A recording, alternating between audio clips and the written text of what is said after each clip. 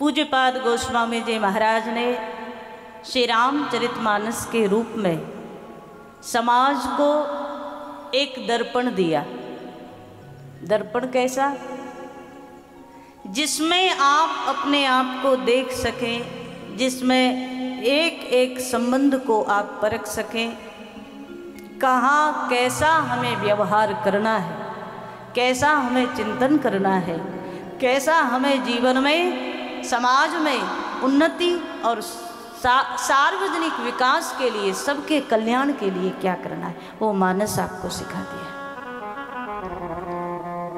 संवत 1631 संवत सरयू के घाट पर आज राम जन्मोत्सव की पावन कथा, पावन दिवस, और आज उसी दिन चैत्र शुक्ल नवमी के दिन, जिस दिन भगवान का प्राकट्य हुआ था, उसी दिन रामचरितमानस का प्राकट्य हुआ।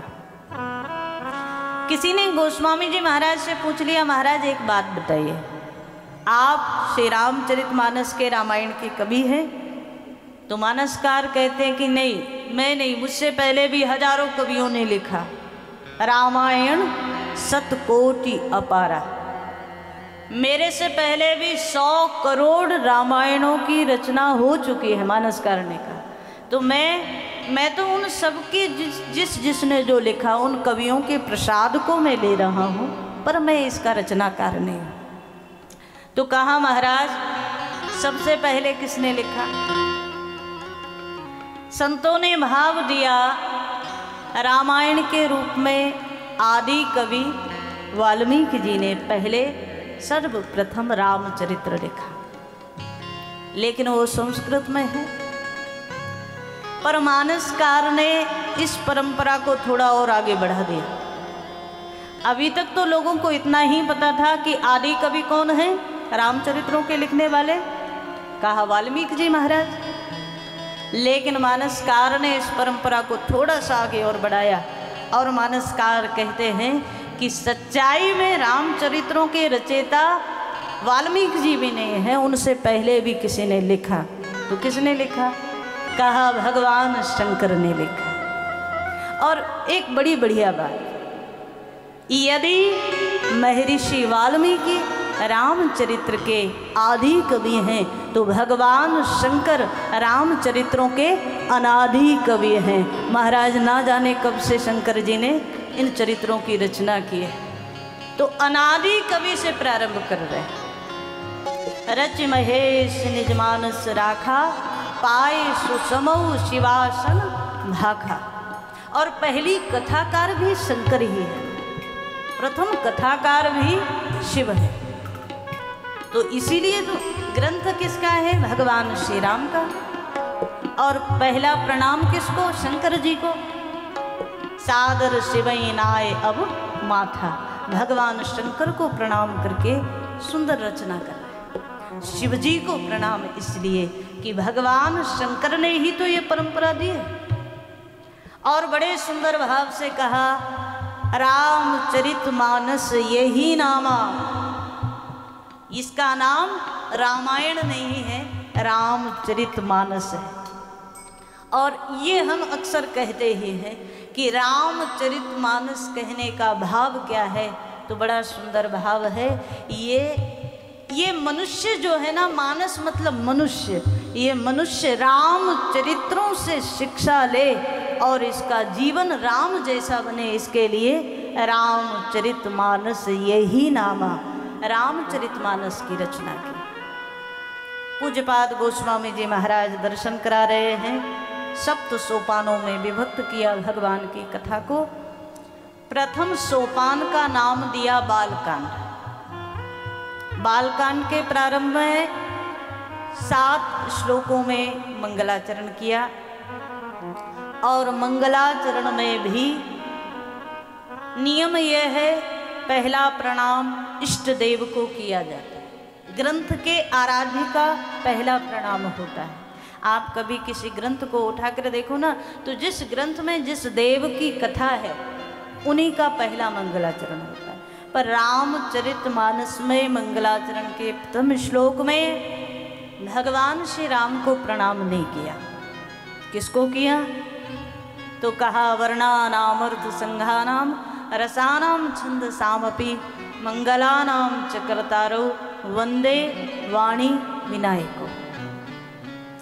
एक तो भगवती सरस्वती को प्रणाम किया, दूसरा गणेश जी को प्रणाम किया। एक ही श्लोक में युगल वंदना है, दोनों को साथ में प्रणाम किया। और हम अक्सर कहते हैं भगवान श्री राम के चरित्रों को आत्मसात करना है तो दो को सुधारना बड़ा जरूरी है महाराज। एक तो बुद्धि सुधर जाए और दूसरी वाणी सुधर जाए, और दो सुधर गई तो महाराज कल्याण बड़ा शीघ्र हो जाएगा। रामचरित्र समझ ही तब आएंगे जब जीवन में संकल्प लो, बुद्धि सात्विक बने और वाणी पवित्र बने, मीठी बने।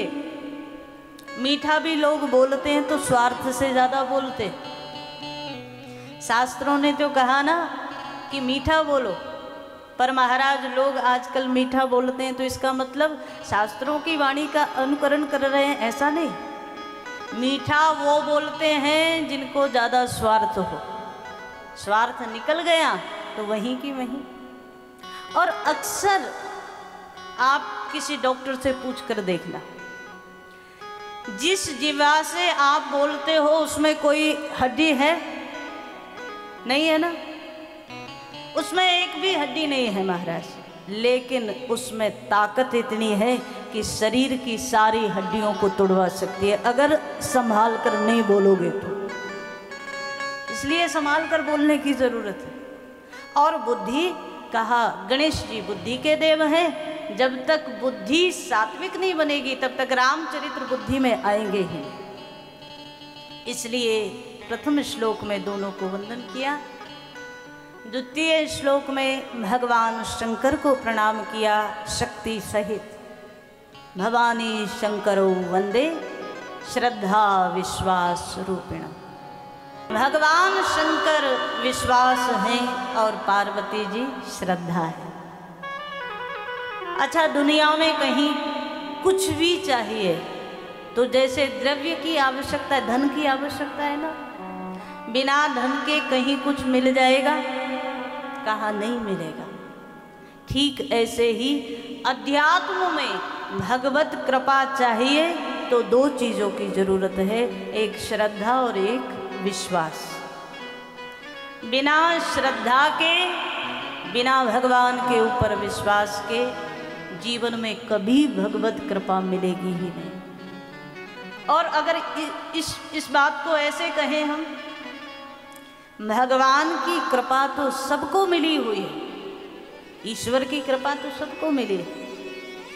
कबहू की करी करुणा नर देही, यदि कृपा नहीं होती तो 84 लाख योनियों में कहीं भी कीड़ा मकोड़ा बना करके भगवान भेज देता। परमात्मा ने हमें मनुष्य बनाया है, ये उसकी कृपा है। हमारे अच्छे कुल में जन्म मिला है, ये भगवान की कृपा है। अच्छे संस्कार मिले हैं, ये भगवान की कृपा है। परिवार अच्छा मिला है, ये भगवान की कृपा है। संतान अच्छी मिली है, ये भगवान की कृपा है। पत्नी अच्छी मिली है, ये भगवान की ज़्यादा बड़ी कृपा है ना। लेकिन भगवान की कृपा की अनुभूति जीव को तब होती है जब श्रद्धा विश्वास से भगवान को नमन करेगा, तब उसकी कृपा समझ में आती है, तब उसकी कृपा की अनुभूति होती है।